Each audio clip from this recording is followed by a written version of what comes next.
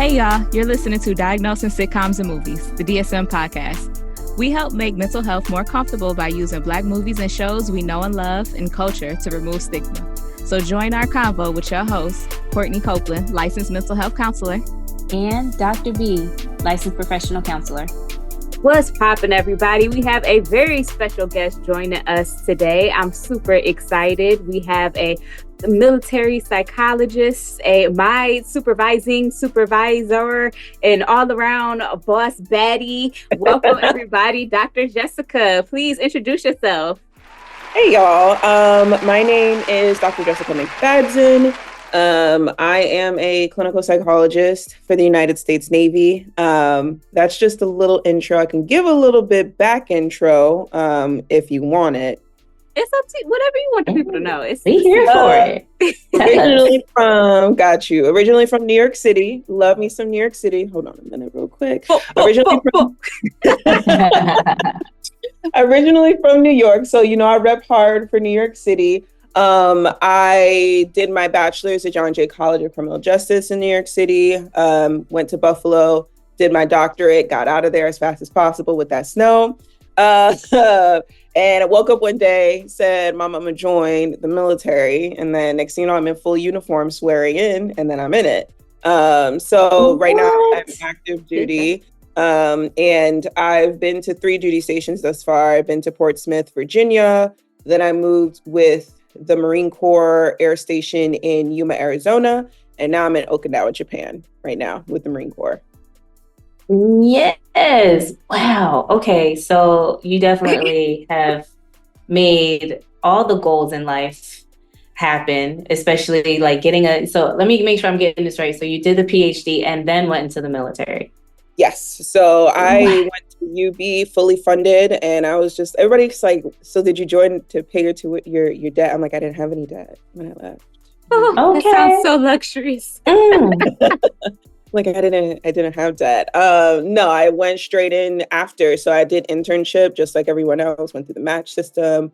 I ended up doing community mental health, which is really great for my soul and my spirit, but it was also a wake-up call in regards to how professionals of color, psychologists of color are compensated, especially for the populations we're interested in working with. So I was like, where can I get a combo? Military just seemed right at that time, and the work is just unforgettable. If you had asked me in grad school if I would have been doing this, I would have looked at you like you were crazy. But this is like one of the best populations I've ever worked with. Well, I just want you to know how cool you are in my book. You're cool. I told you, all around boss baddie. Thanks, y'all. Thank you. It's so also a perfectly fitting guest because this episode, we are doing the 2002 drama directed by Denzel Washington, Antwone Fisher. Ooh, child. Don't do that. We just started. Listen, and I'm already starting. It was, first of all, not me up all night watching that movie. I was like, oh no, I gotta watch this. It is 2 hours long. It is. I'm not going to hold you. I feel like I'm safe with 2 helping professionals right now to share this and say, when I first saw this, I wasn't as triggered as I was this time around. And there's so many parallels with this story for me that it was like, oh, I'm a little triggered and uncomfortable. But yes, this one got through it. I did. And I was like, I'm going to show up and I'm going to be my best professional self, but my feelings were hurt. And just like Antwone Fisher, I'm still standing. I'm still strong. Yes. I felt that like in here, or like down here somewhere. But yes, I did. I was like, you better tell them. Okay. And I was like, I think I want to try to do that one day. Go to the people that hurt me and then just knock on their door and be like, I'm still here. I'm still standing. You think they would care? You think they would answer? I'm afraid of what you might do when they actually open the door. No, I probably wouldn't do that. I'd probably, yeah. That was dope, though. I thought that was really empowering. There's a lot I have to say about this movie, but I'll wait till we get to that point. Amen. Well, any other quotes for anyone? This movie, in all of its dramatic air, there wasn't a lot of things that stuck out as quotes for me, except I did like, no, this is Philip Walker, the late night stalker. That's not funny, sir. I told you that in confidence. I was stalked. That is a traumatizing experience, sir. That's not romantic. It's not. No. My other quote, and I realize that I say it a lot more than I realize, is I could eat. I say that a lot, especially when I'm like, I mean, I'm not starving, but I can certainly tear down something if you put it in front of me, okay? So let me go ahead. It's the way he giggled when he said it with her, like, I could eat. What is this little inside joke you got with your psychiatrist? It was cute. I liked that. I think one of the quotes for me was "You hungry?" Because I was just like, that's just the Black code right there. Like that's just, we're trying to decompress the situation. Yes. Now's not the time to decompress. We're definitely gonna break this apart. So you hungry? No, I'm not hungry. I want answers. Hey. I want your food. I don't want your food. Just give me my answers so I can go. Okay. Because I don't plan on staying here too long. The last one that I had that I have two.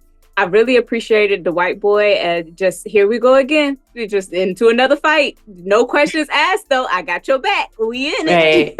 Right.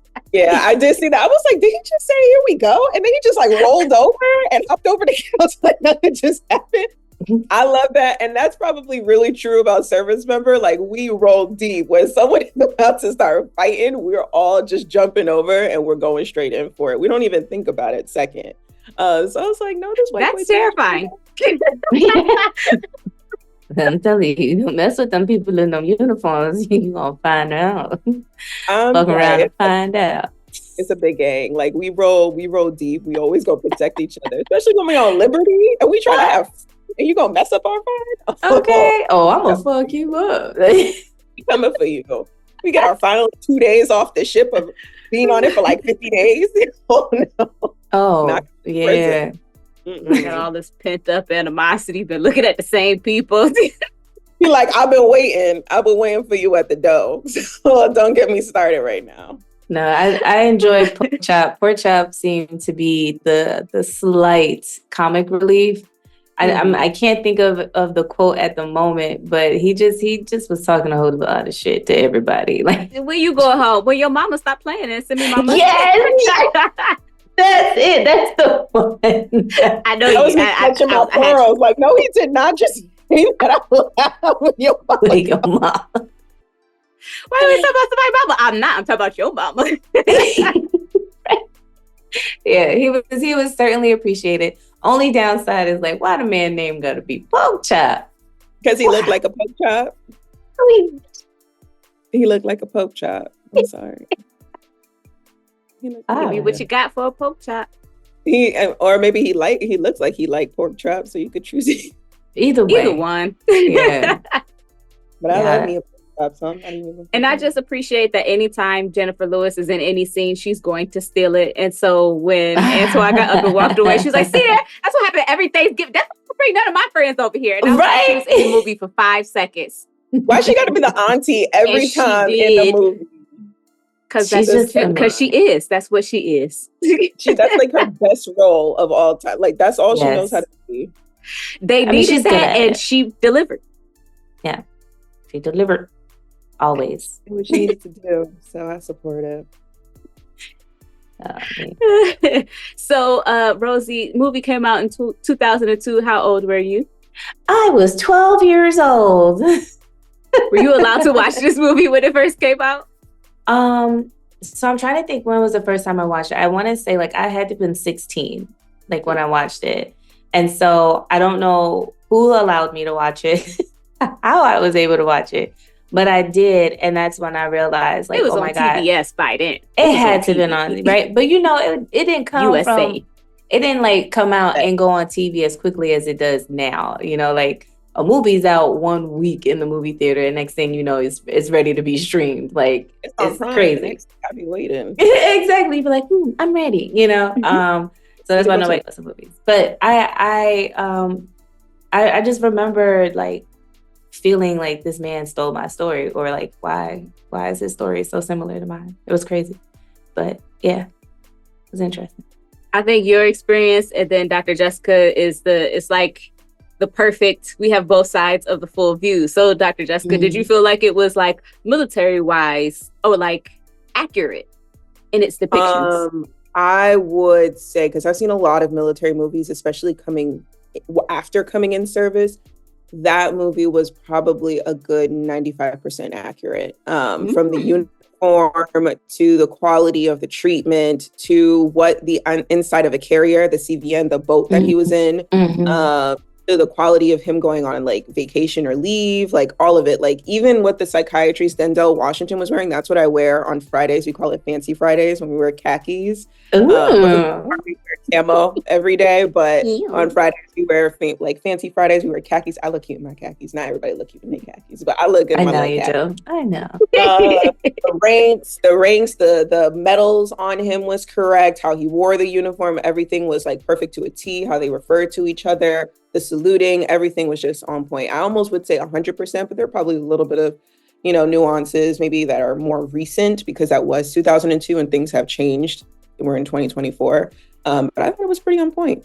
Yeah, I was all ready to hear a read, but I was impressed too. Yeah, they did it really good. And like, I was heavy into ROTC when I was at JROTC, excuse me, when I was in high school. So I did it all the way through. Unfortunately, we didn't have the Navy ones, or I didn't get a chance to be a part of the Navy branches because those aren't as common as the Army and Air Force JROTCs. You'll see that more commonly in high schools. So I did that. I did Army JROTC from freshman year to senior year, and I graduated as battalion commander. And I just knew I was going to go into the Air Force. I was going to go into the Air Force. So I was going to become a JAG officer, and then I was going to become the next president of the United States. It was a real thing. I love that.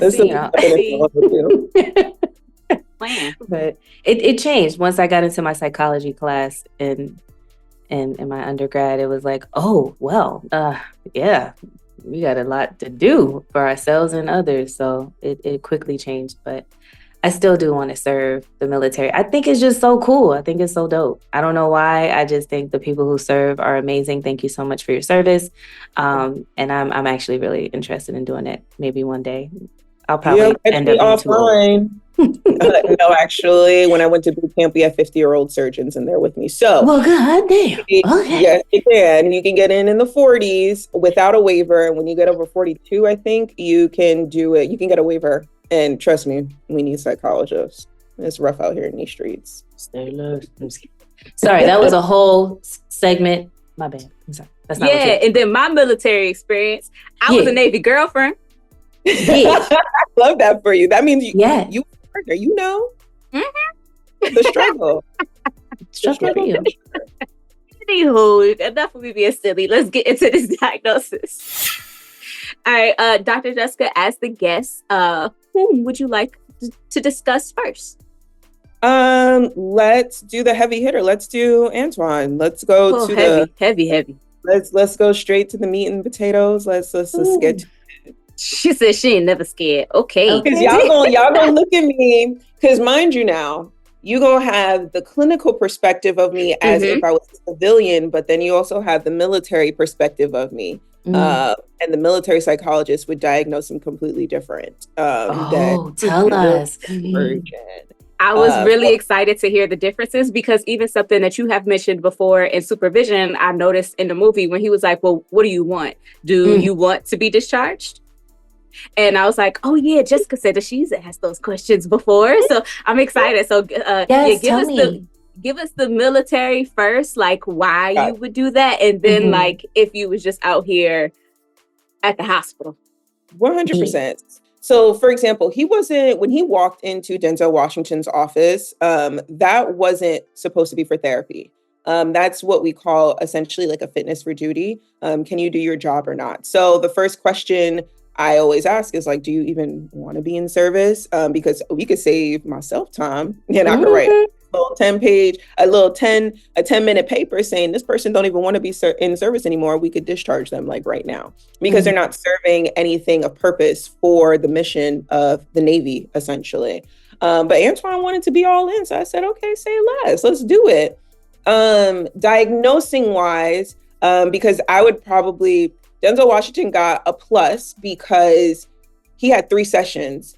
For us, when we do fitness for duty, you have 1 session. So within 90 minutes, you have to determine if that person is able to do their job or not do their job. And if so, do they need to get in service or they need to stay out of service? It's like very cut and dry. Like, it's literally like, tell me your background, tell me your history, tell me your traumas, tell me what's going on in life. I got 90 minutes, and it's not even really 90 minutes because you spent 30 minutes doing intake forms. So you really got 60 minutes. And I probably got someone coming in after you. So Denzel was like, I got nobody after me. I got someone after me. So you need to finish and tell me your whole life story. And if you start to cry, I could give you an extra 5 to 10 minutes. But that's all I really got right now. Denzel had 3 sessions. I ain't got nobody's 3 session. It's not. That report got to be in the system in 72 hours. So it's not happening. And I need to call your chain of command and tell them that you can do your job or you can't do your job. Let's keep it. It's very like cut and dry. So if I was seeing him as a military psychologist, I would give him a Z code. I would give him personal trauma, like a history of personal trauma. So this is the 1-up of training for me. So I would say 60 to 70% of people join service because they tend to be running away from something. So that means they're entering in with their own personal trauma. And if that's the case, everybody would have PTSD in service. Like 100% of service members would have PTSD. So with that being said, the military is acknowledging, yes, you've had trauma. We acknowledge you came in with trauma, but we're not going to label it as PTSD because you didn't get it from a job-related trauma. The only way you really get a diagnosis of PTSD in service is really like sexual misconduct, sexual assault while in service, sexual, like if you've been harassed in service sexually, or if you've been in combat. So it needs to be a near-death incident while in service. Because for the most part, if you had trauma before service, we're giving you the green light that you can do this job still. It's just going to be a Z code, personal history of psychological trauma. Now, if I was a civilian, it'd be an easy 1, 2, 3 PTSD, light work, like the anger, the irritability, all of it. It was the flashbacks, the hypervigilance, everything. It was just PTSD, the classic case of PTSD in my perspective. But yeah, military psychs not everyone, I'm not going to put it on every psychologist in service, but for me in my training, we don't diagnose PTSD unless it's service related, which is kind of crazy to say out loud, but it's like, you have to think about it makes sense. Yeah. It makes sense. And you have to think too that diagnosis is something supposed to be like, this is a dysfunction that's abnormal compared to the rest of the environment. So if the entire environment is in a place of traumatic experience, what separates this from our baseline? Yeah. And essentially we're saying when you come in the service, yeah, you may have some trauma, but we're saying that's your baseline. So if anything else happens and it gets exacerbated, now we're acknowledging, yeah, we messed up. We contributed to what you had going on. I'm sorry, we did. And here's your compensation for how we messed for you. Essentially, that's real. And that's the sad thing about military psychology, in all honesty, that it's very cut and dry. We have to make it as black and white as possible. And let's be real, psychology isn't black and white. It's so gray. Yeah. But we get it's drummed in your head that it needs to be black and white, because the first sign of something going wrong, a commanding officer or an executive officer is looking at you like, LT, lieutenant commander, what psych, or the wizard, that's what we're known as. What we doing? Wait, they call y'all the wizards? The wizard? Can we please revisit that? The wizards. Where is that the nickname because of what? There's a variety of reasons, but from my understanding is we can make you disappear, or we could fix all your problems. Oh shit. Okay, Harry Potter. We can get you out real quick, or I can help fix your problems and you can get back to work. Is real cut and dry. So I like the wizard. One of my other LT, she has one of the commands bought her a whole wizard outfit. It's blue, so she can walk around the clinic with her little blue cap on. I'm just like, girl, not you out here. Not Merlin the wizard. Yeah, we have our coins, our psychology coins, and they're wizard hats, Harry Potter wizard hats. It's legit. It's a thing. That is so funny. Well, I mean, I think that beats being called a shrink. So, yeah. I'm surprised Points are people being still made. Yeah. I too gave a more harsh diagnosis and a more lenient diagnosis, which is something that I kind of often do on this show. I give like what the people, like if you had to go to the people, what the people would give you. And then I give like what I would probably give you and like how we gonna work through it. And so I think that the people would give a full-on borderline personality disorder. There is the fear of there's the fear of abandonment. There is the chronic feelings of emptiness, the intense anger, difficulty controlling anger, affect instability, impulsivity, all of that stuff. I probably would just diagnose complex PTSD though, but I would still treat in a way in alignment with the borderline. So I still probably would be doing maybe some DBT. Let's get that you some did structure resonate with me. because you seem like you function in structure, bruh. Like let's get you some of that. I felt that because midway through I was like, he would do good with some emotional regulation. That was all that kept popping in my head. I'm like, DBT would work, but I'm like, I'm not gonna give. We be giving Black men borderline personality disorder quite often in service, but also in prisons because I used to work in jail. It's just my heart hurts a lot when I give like a Black male or a Black female borderline, mainly because I feel like it's just complex trauma. My spirit, like you had something really horrific happen to you in your upbringing, which doesn't happen to the majority population. And it's like, dang, we put in such a hard diagnosis on you. My spirit I also hurt. though think that we need to change even our own in professional stigma that we have on personality disorders as well though, because I've never seen anyone that was diagnosed with borderline personality disorder that did not have a complex trauma history. I agree. So I feel like it needs to be like, this is kind of what the result of complex trauma kind of turned into, as opposed to like, it's a severe personality disorder that there's no coming back from and you can't do anything about it. Some of them can't do nothing about it though. I know some of them can't, and I think that maybe that could be a specifier, but I think that we also have like that's way too harsh, like a kind of an immediate reaction to hearing personality disorders as well. So did y'all feel like Denzel was doing like narrative and then exposure therapy? Like I was like, what are we doing here? Like you just have to come and tell your story each time. Yeah, psychological debriefing, which can be re-traumatizing. Because I was like, no, this man is not doing psychological debriefing. There is no benefits to this right now. Like, what is this man telling his trauma? This ain't no PE. This ain't no CPT. This ain't no CBT. Like, I'm just sitting here trying to figure out what theory are we using? What are we using? And who wrote his script? Because I'm gonna need them to at least. That was the only part where I was like, but then I tried to give him the benefit of the doubt because he's a psychiatrist. But I was like, he was a psychiatrist? Oh. I did also want to throw a wrench into the conversation because I did also want to talk about the behaviors. And I know that the behaviors are like the symptom of, his experience, his PTSD and things like that. But I wonder if there was consideration for conduct disorder with adolescent onset type. But I was only saying that only because he was getting into the fights so frequently. And it became an issue where it was like everybody was expecting him to go, and have to talk with the wizard with his fights. But I don't know. I think that's a really big piece here too, is like the fact that the reason why he's even having to go and have this conversation is because he's whooping ass every other day. That's a fact. And I had to pull out my little triggered every other day. I had to pull out my little DSM. I was like, conduct disorder, oppositional defiant disorder, intermittent explosive disorder. I was like, what's the criteria for all of these different things? I'm like, because he kind of triggered me. I think the biggest thing that was coming up for me was he fighting like this when he was a kid and a teenager? And we said that he didn't start fighting until he went to the group home. And he said that he had to fight in the group home because that was the nature of group home. And so, but it doesn't seem like it was unprovoked during that time to the point that it is now, where now it's an immediate response as opposed to I have to fight for survival in this setting.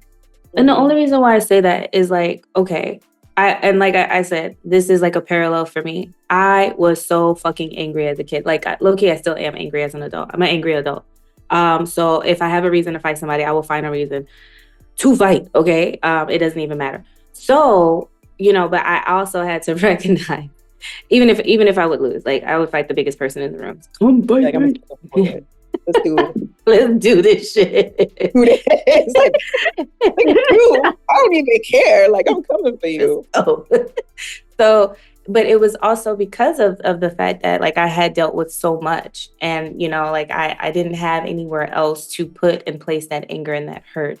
And so in spaces, I had to learn to manage those big emotions, even when I was angry. And I'd like you mentioned earlier, like it's important for him to understand, like, to recognize when he needs to regulate those emotions. And that's the biggest thing, is like, you're exploding over the smallest thing. Like, he really just was like, what's that on your face?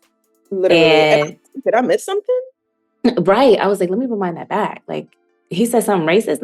Now it could be implied, like, are you talking about the color of my skin being on my face? Like, is that what you're trying to go? But you go to a certain level, you get more defensive, I feel, when you're in that place of having to be defensive all of the time.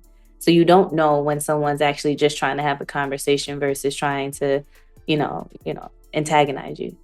So I think that's why I would consider conduct disorder for him. But I think when I thought about conduct disorder,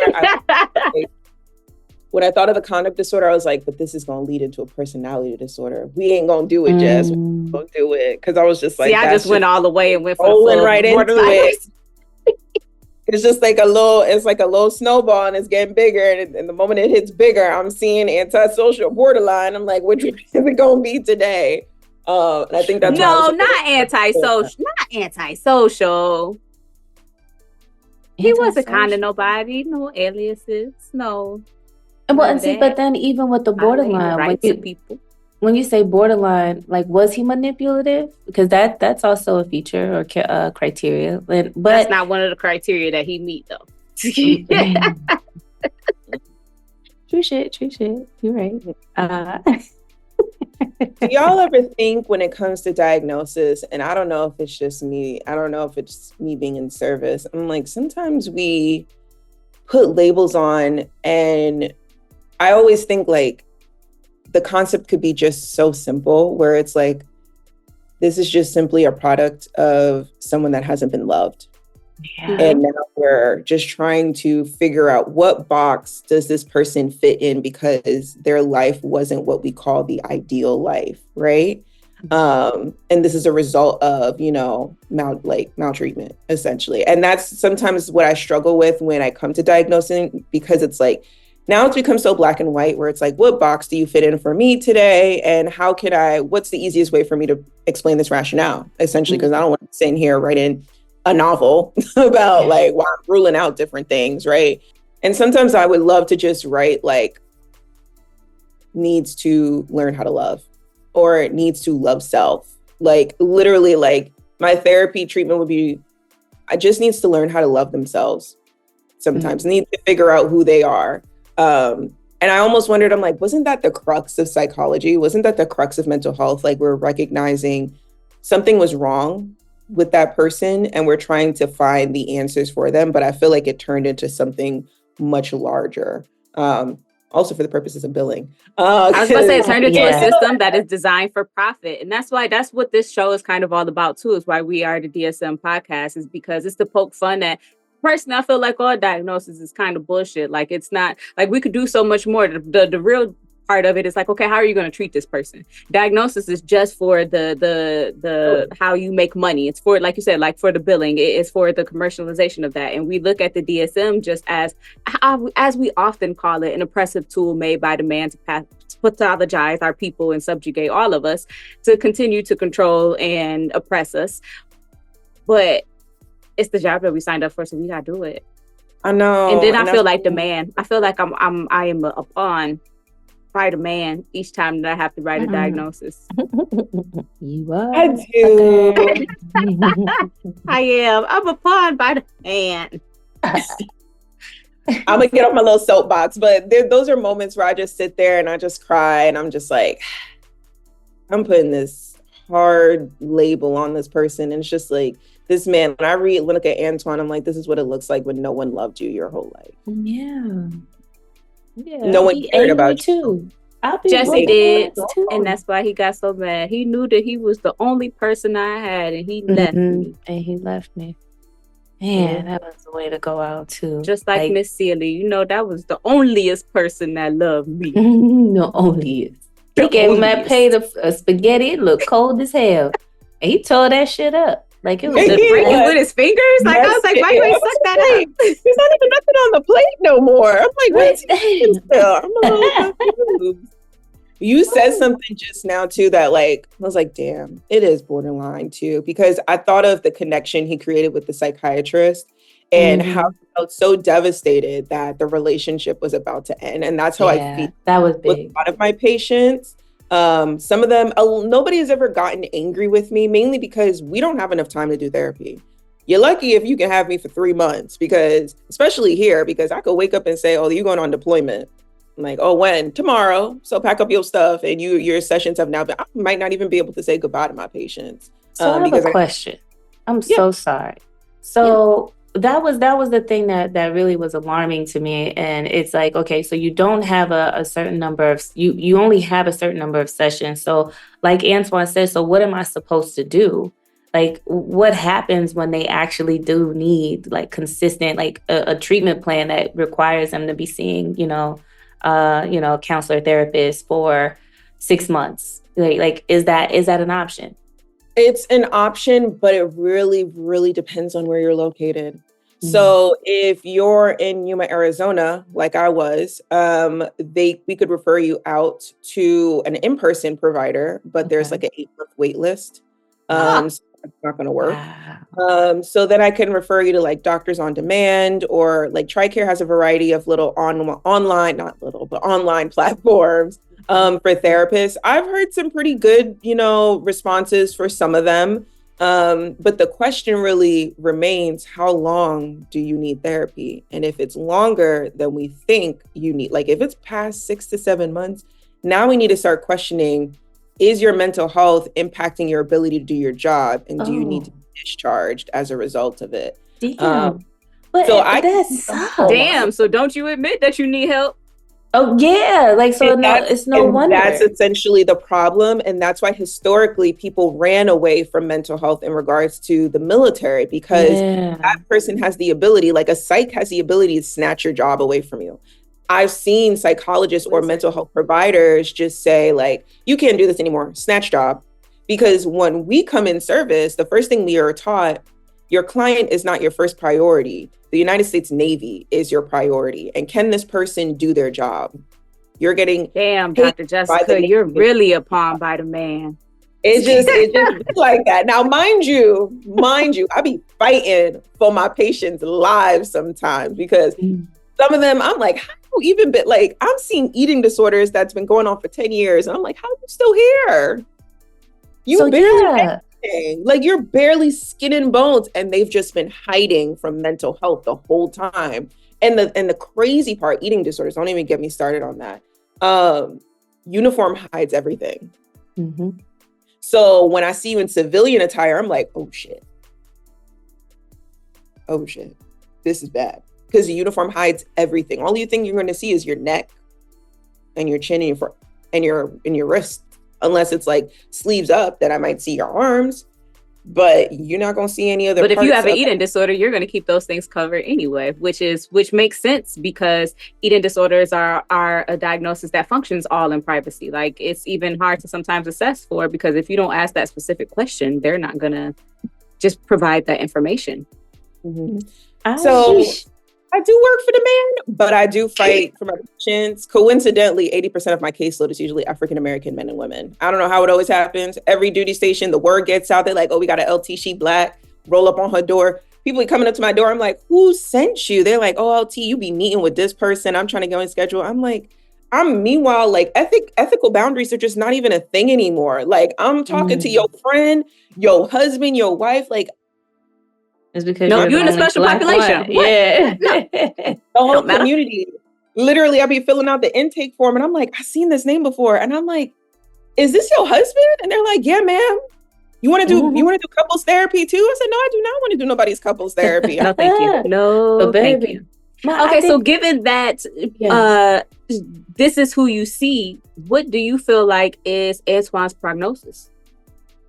What do you see going forward for Antwone? The problem is with Antwone, in all honesty, the fighting, because primarily he wouldn't have been in that room if he wasn't able to control his behaviors. So what I would have probably done is given him probably 6 months worth of therapy, really try to break down what is getting him to the point of that. Now, this is the ideal. This is ideal. This is what we hope could happen. You know, give him 6 months of meeting with myself or one of my coworkers and assessing from there. And then 6 months, we reevaluate to see if he's in a better place. Chances are he'd probably be in a better place, because what Denzel did in regards to the therapy of pushing him to go figure out the answers, that's actually the type of therapist I am. I'm kind of like more of a radical behavior. We have short time. I need you to start to figure out what the issue is from day one. I don't have time for you to we can sit here and talk about this for months, but actions need to be happening because we have very limited time. So prognosis, that would be the ideal. Now, if we were in time of war, if we were in a high critical period and I needed him as a body, I don't think I would not trust Antwone to be able to do his job with the way that his emotional regulation is there. So I probably would put him on limited duty status and be removed from his situation just so he can focus on his mental health. Or he'd probably be separated.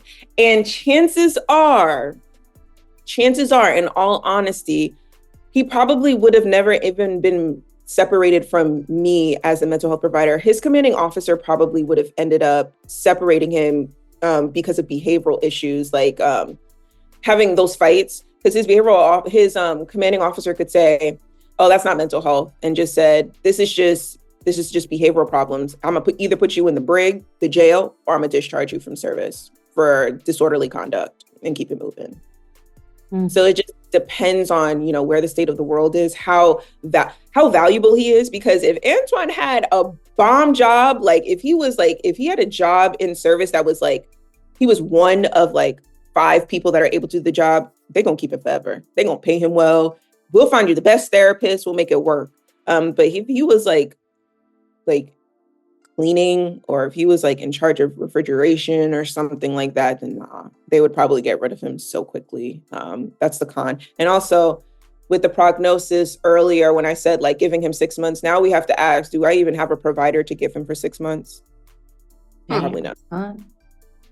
That might be the only But the person. fact that what you mentioned and how you feel like you really have to fight for the patients that you see and the people that you have makes a lot of sense why we see so much countertransference between Dr. Davenport and Antwone. And countertransference is basically when a clinician lets their own feelings shape the way that they interact or react to their patients in therapy. And a lot of times they don't even know it's happening until they deep in it. And because he ended up sharing, my wife couldn't have kids, and he ended up seeing Antwone in that role and inviting him for Thanksgiving and doing all of that. And so what he needed was supervision. Dr. Davenport needed some supervision. Do y'all get that as providers in the military? Yeah. Never go unless you are unlicensed. You ain't got nobody's supervision. I remember. Well, damn. Supervision looked crazy in service, because it's can you imagine having the caseload you have and you got to supervise someone who's unlicensed? You're like, catch in when you can. This is supervision. Oh, you a doctor? Oh, you good? You got it. Unless something really big comes up, supervision. Literally, I become licensed. The next day, they're like, LT, someone's coming in and they're not licensed. I need you to supervise them. Hold up. I just got my license. Can I have a second to myself? Wow. No, that's not how it works. And the military falls under their own thing, under APA, where we can create our own our own regulations, because we're in a unique situation. Yeah. So no. I resonate with Lieutenant Commander Davenport mainly because I feel that every day when I work with people of color patients, because you see something in them individually that resonates with you. and it pushes me to want to advocate more for them. But there are moments where you have to take a step back. I think the only part Davenport failed at is he should have acknowledged the countertransference earlier rather than just trying to terminate and be like, you need to figure this out on your own. I didn't feel like that was the worst termination I've ever seen in my life. In the bathroom, I was like, oh, this feels disgusting. I was like, Sarah, why are you in the bathroom for? And the bathrooms are nasty. So I'm like, why are you in the bathroom? I could, child, if you try to bring me in the bathroom to have a conversation like that, I would have punched the wall too. Look, this is why I said we are parallel, because I would have been upset. Got me smelling urine while you terminating me. Be like, this ain't gonna work out no more. You could go take a piss though. Maybe he did that on purpose. Ain't nothing that he could throw at him. Everything is. I mean, there is nothing to the wall like jail. Toilet paper, tissue, right? The paper towel. I don't even know if they got soap in them bathrooms. Probably not. You probably got to bring your own. Yeah, you gotta bring your own soap. It's like prison. It don't work. It don't work. It was very silver and sterile in there. I didn't like it. It ain't cute there. That's what I know. I don't know. Ooh. How you even get on that boat? I'm still trying to figure that out. But because it was for the ceremony. Oh yeah, you're right. Oh yeah, for his first graduation, which was weird because it was like one class. I don't know. Whatever. What is going on? Oh, man. But we see the transference and countertransference because Antwone felt like that was his family too. He felt like Davenport was his daddy and Berta was his mama. Sure did. And I felt bad for Berta. I would give Berta adjustment with depressed mood persistent because we don't know how long she's been processing or not being able to process the fact that they can't start a family, and Denzel Dr. Davenport stonewalling her and not letting her in for them to heal from that collectively. It seems like she is stuck in a place where it's like just the harsh reality of it, and then we don't get to grow past it because of his refusal. Mm-hmm. Yeah. So since he didn't have supervision, he definitely needed his own therapist, his own somebody to talk to, which I hope he got. And he's an empty girl. Supervision, that was funny. She's like, that was a good one. But you're already pushing it with a psychologist. Now you're talking about a psychiatrist. Oh, if we had supervision, it would be over. You know what they supervise? Our notes. They said, did you write your note correctly? Okay, cool. Say less. Every 6 months. Nope. Okay. Yeah, her role, I kind of didn't pay too much attention to it, but as I look back, there was definitely depression there. There was definitely frustration there. And then I'm sure she knows a little bit about Antwone and his story, because I'm sure he opened up to her about that. So it's like to see that and to see. That sounds unethical too. It is. But you got to tell someone what's going on. Because he ain't going to therapy. I just have to call out the fact that man rolled up to his house to tell him he got a kiss. And I was like, that could never. What? Don't come to my house. I know it moved different in the military, but not that different. Not that different. He gave him his cell phone number the first session. Said anytime, day or night. And then you surprised when he showed up at your house? I gave you a number. I gave you a number. I gave my work number out because I have a lot of patients that I'm a little like. He didn't give his work number out. He gave his cell phone number out. Same difference. Anytime, day or night. Same difference. My spirit hurt a little bit when I saw him roll up. I was like, first of all, if I was Berta, do you know how scared I would have been? You talking about your therapist? And a whole nother level, this is a 04. It's a lieutenant commander's door. You just rolled up like he your neighbor. Excuse you. Like, what? I just want you to know I got a kiss. Like, the fuck? Okay. Now, I got some patients that are like that, but they will just roll up to my office. Like, they'll just walk right in. Damn, like, I couldn't hold it. Like, I had to tell you. That's why I keep my door open at all times, because I can't imagine someone knocking on my door. But ma'am, like, I had to tell you what was going on. Like, this is the tea, blah, blah, blah, blah, blah. I'm like, cool, let's do it. Let's talk about it. But his house, where do your address? At night. Mm-hmm. It was nighttime. And your wife just let him in like it was nothing. I've watched too many psych thrillers where people end up getting. Let me tell you. And I couldn't help. I knew it wasn't happening, but every time like they had an interaction together and Denzel would find out, or like like it would cut to the next scene and Denzel's talking to him about his wife, it's like, oh, she's trying to get on to this young, handsome little thing. And then that's I'm how like, you wanted the movie to go? I did. You wanted her to get her groove back? I did. Like with his patient, with his patient, it's like scandalized. Oh my God. So I wonder if that was written in the 41 drafts that Fisher had to write to get this one. I mean, Sally Richardson is fine. I'm just saying. And he was like, she couldn't make it. Like, some came up for her not to come to the graduation. Why? Because you was hitting on my woman and I told her to stay her ass home. Yeah. No, that was the time he's going to take your entire perceived family away from you.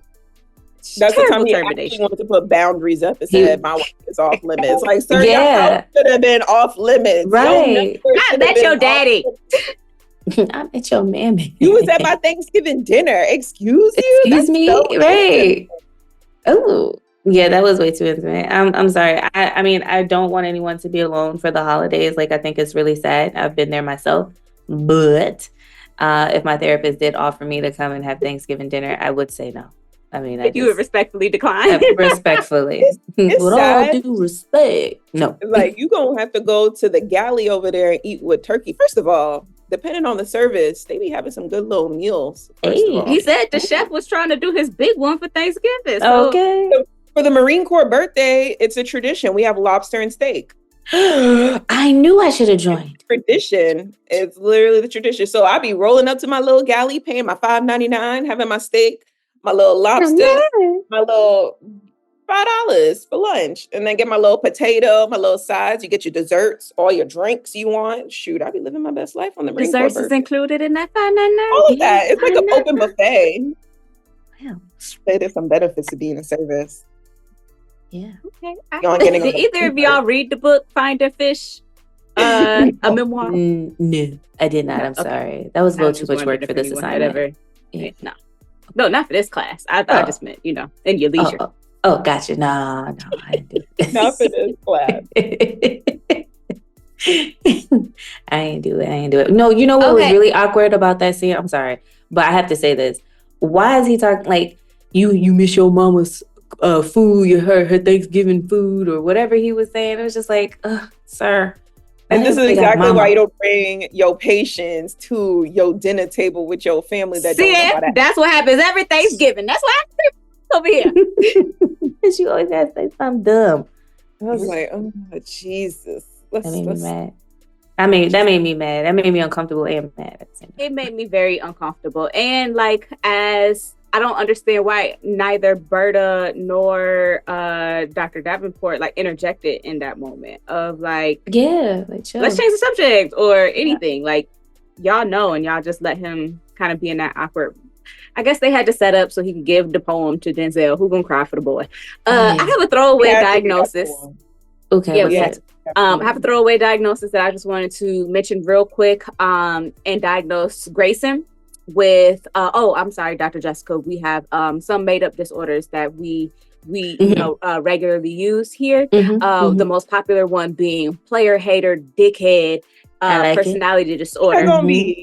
And that is for Grayson. The dude who just kept picking with him, who called him a virgin, the reason why they was fighting in Mexico, the reason he got into the tussle on the boat, just a hating, just a player hating dickhead.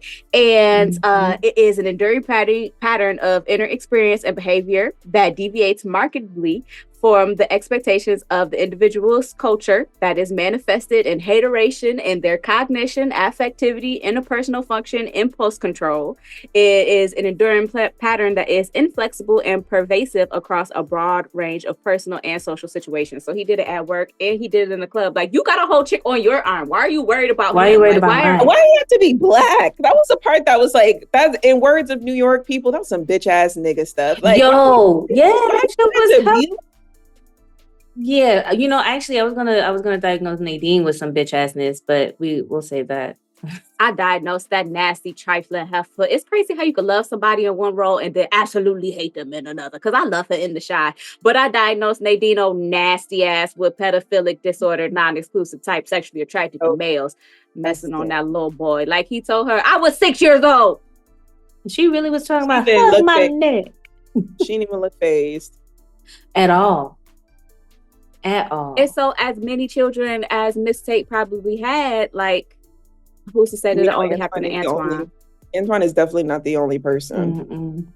It really sucks because some of the foster care like homes that I was in, especially experiencing situations similar to that, like it's just like it never really from my experience, it didn't happen from the foster mother or parent. It happened from the family member associated with that parent. And I think I've always said like foster parents, especially here in the United States, like they're not equipped, they're not trained to be parents or a safe space for children, yet alone like to provide them resources. Like it's a terrible system, completely flawed, and this type of behavior is so common. It's unreal. It's literally a breathing ground for criminals. Yes to prosper. Mm-hmm. I agree. It's crazy. Who's protecting our children?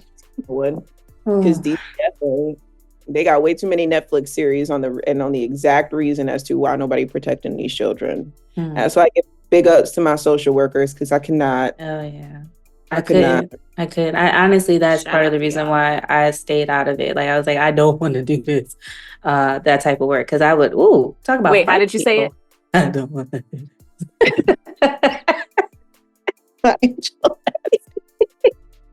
I told you I was triggered. I don't want to watch it no more. But yeah, it's an unfortunate reality that we really do have to come to terms with the fact that I'm not going to get on this soapbox. Let me get off. I'm going to step down. Thank you. You sure? I mean, we've each been on one today. We got on soapboxes today. It just feels like, okay, y'all here telling us that women about their reproductive rights, we need to, treat the fetus like it's a person. But then when the person is actually here and they have no space to go to, and you send them into a foster care system, like, I mean, what kind of life are you really setting these kids up to have? And I'm grateful. I'm so grateful that I turned out the way that I turned out. You know what I'm saying? Like I had the strength to overcome a lot of the things that I have. But there are some people who are still struggling, with this type of stuff. And even currently, children are dealing with this. And it breaks my heart. It really does. That's my TED We talk. talked about, well, first off, I am glad that you're here. And I'm glad that you overcame all of the obstacles that were put in front of you. And you've done it and made it look so easy. But it is a harsh reality that it's not. And so, not to be an asshole, but and talk now about like another terrible foster parent. Mrs. Tate, did y'all diagnose her? I didn't. I was left. Well, it sounds like Dr. Davenport was diagnosing her with, as Dr. Umar would say, post-traumatic slave syndrome. But I just, using my oppressive tool of the Diagnostic and Statistical Manual of Mental Disorders, I went with just an unspecified disruptive impulse control and conduct disorder because I need to further assess. Like, what the hell is wrong with you women? You beating them with wet T-shirts? I think I wanted to know. I think the movie could have done that a little bit better after him returning back to her. I feel like we were kind of left like with the unknown of why this woman even maneuvered the way she did. Yeah. Like we could have gotten a little bit of a backstory, and all we got essentially was a name, and to know that she was still toxic. Right. Yeah. That's Hollywood for you, I mean, the movie was 2 hours long, so. I sat for Harry Potter for 3 hours. I'm sure I could sit for that 45 minutes so I could know people's backstory, because this wasn't it. And then, you know what? Something else that just popped up. That scene where his friend got shot, I feel like that was probably one of the most triggering scenes in that movie. I could see the blood on his lip. Like, why did it have to land on his lip? And the different things that they did with his lip, that Denzel, you knew what you was doing. Because when he came from the group home, you made his lips all ashy. And then when Jesse got shot, you made the blood drip down on his lip. When he was eating the spaghetti, it did. It was like that old girl talked about his lips and his smile. Like, yeah. One side goes up a little bit higher than the other. I was like, not you notice it. Now I'm looking at the camera like, what's going on? No, say, wait, no, I don't. Okay. I don't see that. What's happening? Yeah, that scene was needed because it was the cherry up on on top of the Sunday to understand this is the level of trauma that this is. It don't get no worse than that. Like That's one of why your I say borderline, guys, because that he said cowbells in my head, and the cowbells was triggered at the thought of Denzel leaving his life. Abandonment. Yeah. You got it, bro. You got it. I mean, y'all ain't got to agree. I'm just say unspecified personality symptoms is giving cluster B. I mean, yeah, but I mean, we can all agree that there's definitely the complex PTSD. That's probably where I would go anyway, but I'd be treating That's a safe borderline decision. personality disorder. Yeah. But anywho, also, we probably didn't get a backstory of Mrs. Tate because it's Antwone's perspective. He don't have a backstory of her. He don't know why she's doing this to him. He just know that she's doing it to him. And unfortunately, we don't get those type of answers. We don't know who hurt this person to now why they're hurting me or their story. I just know that I'm the victim of this and I want to interrupt this. I don't want to be someone who carries this forward. I want to, like he told his mom, I'm a good person. I'm a good man. Now when it was Viola Davis and I almost fell off the chair. I was like, not Viola. Okay, I was like, oh, she didn't. I was like, Viola, and this is probably the least amount of words she's ever said in a movie. Okay, and the least amount of snot. That's why I was like, it's so fitting because if Derek Luke is in the movie, it's some crying in the movie. If Viola Davis is in the movie, it's some crying in that movie. So the fact that was his mama, I said, oh, that's perfect. I see what you did there, Denzel. Don't leave Denzel to direct nothing no more because I can't take it. I can't. Why? I love it. When I saw Viola, this was me. Yeah, this is gonna be an ugly cry moment, ain't it? Okay. I was like, she just let the silent just tears, the one teardrop. Just that one tear. Neither one of them did that they do. I was like, so Viola not gonna say one word. Okay. That's okay. Johnny. Because all of the acting was done in the face, the demeanor, just a few words. She was a woman of a few words, right? Like it was her persona. It spoke volumes. Like in that room, like look at the space she's in. Yeah. And I think in little to no words, it's like you wanted to know why she never came back for you. Look around. Did she have anything to offer you? Mm-hmm. And she said, "That's my oldest son." Yeah. Mm-hmm. That is just a whole nother diagnosis waiting to like unravel. Yeah, but it kicked me. Go ahead. I was gonna say Antwone said, but I'm okay if I never see her again. Yeah, I think that was healing. Like to hear him say that was like, yeah, he healed, and that definitely came from a place of a healed space. I was giggling. You know how we find humor in just dumb stuff. And when they pulled up outside of his mama house and he was like, you ain't gonna let nothing happen to me. I was like, right now. I was like, does he mean emotionally or does he mean I know, like, I'm thinking that physically. He said, where we at right now? The ghetto. So I was like, don't leave me that was his inner child. His inner child was like, protect me. I was thinking, where are we at right now? And is the police gonna roll around soon? Okay. They don't come around here no more. They don't come around there. I am, though, a little bit hopeful about Antwone, like going forward. If I had to look at, prognosis for myself, because I was thinking about the things that he actually did get given from therapy, he really took forward with, like actually going and calling every name in the phone book until he found a person. And even like he taught him what role playing was. And he said, this helps in situations where you're anxious. He started practicing it all the time. He was always talking to himself. The moment that he learned, oh, this is a tool that I can use it to help calm myself. Okay. Yes. Yeah, I could eat. Come on in. He was doing it all the time. So I feel like he is very dedicated to change. He wanted to change. And I am hopeful in that way. I just have one question with the Joy Bryant, his love interest. Why they always had her in them tired half sew-ins through all her movie career? No hair and makeup team could do anything different. And they were trying to keep her as natural as possible. I know, natural beauty. I guess. She had that in Antwone Fisher. She had it in Get Rich or Die Trying. She had it in Skeleton Key. Like, you are going across genres and they still not looking out for you. She ain't got out. I don't know. Okay. Owen was pretty decent. You thought it was pretty decent? It was okay. It was cute. I've seen some jacked up wigs and weaves in service. So I was like, this is as good as it gonna get. And that's why I was like, maybe because it's the military. She had to do it herself. Maybe ain't no. Oh, it looked like she did it herself. She ain't had no team. They just took the little shine off her face and put some powder on it and just wrapped her hair back and said, go to work. Yeah, I don't even think it was a scrunchie. It looked like they tied the hair with her own hair. Like it was like they did. They did. Look. I saw it. Did you see it? Because it was I saw peeking it. out. It was, yeah, I saw it. It did. I seen it. I seen it. I was like, and then when they let her hair down, I was like, so the middle part don't go all the way back. No, it didn't. It did not. It's And like right here. we used edge control in the early 2000s. Did we not? I think she used too much edge control, some water-based one, because her hair was reverting back to curly, and it wasn't giving what it was supposed. It wasn't a bust down. Mm-mm. It was not a bust down. No. Mm-mm.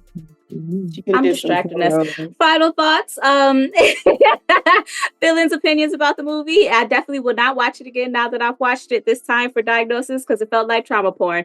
It hurted. Yeah, I'm good on it. But it was a good movie to diagnose, and to like kind of talk about. And I really do appreciate having Jessica here to talk to us about, the military perspective, because I've actually learned so much about military and military culture from the mental health perspective. And I'm not gonna lie, it's kind of leaving me a little bit concerned about the mental health of our troops, our soldiers, because I'm like, who are they talking to? They got nobody to talk to. And everybody's like, yeah, the insurance sucks ass. So I'm like, damn, like, I mean, really, who are y'all talking to? So Obamacare is a little bit better. I'm not gonna lie to you. Okay, well, that's good to know. Please, friends, go talk to someone. Moral of the story: no one's protecting our children or our service people. Mm-hmm. I think the thing is, we have so many. There are about, in the Navy, we have about 500,000 people in the Navy, right? There's about 250 psychologists. Wait a minute. What? And I think I always tell people those numbers because there's about one psychologist to every 5,000. So that carrier you saw Antwone on, there's only one psychologist that's going to be on there. Maybe one social worker. That's the thing that they're trying to do now. And they have like a civilian, like in-between provider. But historically, there was only ever one psychologist ever on that ship. So it's like the Navy does what they can with what they got. You have to think about incentives. Like what can I get from being a naval psychologist beyond, helping people who serve? And not everybody's interested in that. Let's be real for a second, because the money ain't that beautiful. True. It's when you first join. But when you're 10 years in the game and you can make triple as a private practice. Mm. So I think that's one of the things where whenever someone comes to me that I want people to take into consideration, when someone comes to me and they want to be a naval psychologist, I say, know what you're signing up for, but also understand there's just so much work to be done. And it's one of the most grateful experiences to see results like Antwone, because I do get to see those results, whether they stay in service or they stay out of service. I do get to see those amazing, beautiful results, and within a short amount of time. So that's what I want people to remember as the mental health. We try our hardest. There's not enough of us. Trust me when I say, and then enough of us that look like us. Mm. That's not really a thing. But it's still. She said that's not really a thing. Not a thing. Yeah. Trust me, they signing me up for a carrier next. They're like, LT, you want to go to a boat? I say, you know what? That sounds fun. But now I'm questioning after watching Antwone. I said, I want to do it though. I want to do it. That's like the supreme level. That's like the supreme level. First of all, that's trauma. That's 2 years of trauma. Mm. But I wanted to do it because that's why I signed up to supreme. Do this. She's a wizard. So yeah, that's all right. Dr. Jessica, please let the people know if you're selling anything, if they want to follow you, get in touch with you, anything like that, or if you don't want nobody to know none of your business, that's okay too. Whatever you feel. I'm real basic, so my Instagram handle is literally Dr. J McFadzean, because we can't get any more basic than that. Look for me there. Not selling anything yet. Catch me in about a year or two. Maybe I'll have a book out, but I promise you it probably won't be mental health related. Don't let it be plug it on the show Antwone Fisher. anyway. Don't let it be Antwone. A memoir. Fisher type thing. No. I mean, You can link with Rosie, tell her story, find a Rosie, get her movie deal. Girl, you better reach out to me. You better reach out to me. I know you got some questions. Trust me, I will definitely give you in seconds. Because one more Black psychologist, we need one. Trust me when I tell you, we need more. Yes. All right, y'all. If you would like to support the show to help us get more content out to you all, you can visit our website and follow the support the show link to become a Patreon member or donate on our Cash App. Now, we're happy to get the kind of money that jingles, but we rather the kind that folds. As always, be sure to follow us on Instagram at the DSM Podcast, and you can subscribe to our show wherever you get podcasts. And while you're there, go ahead and leave us a comment, because we are counselors and we actually care about what you have to say. Until next time, y'all. Peace. Okay, bye, you cinephiles.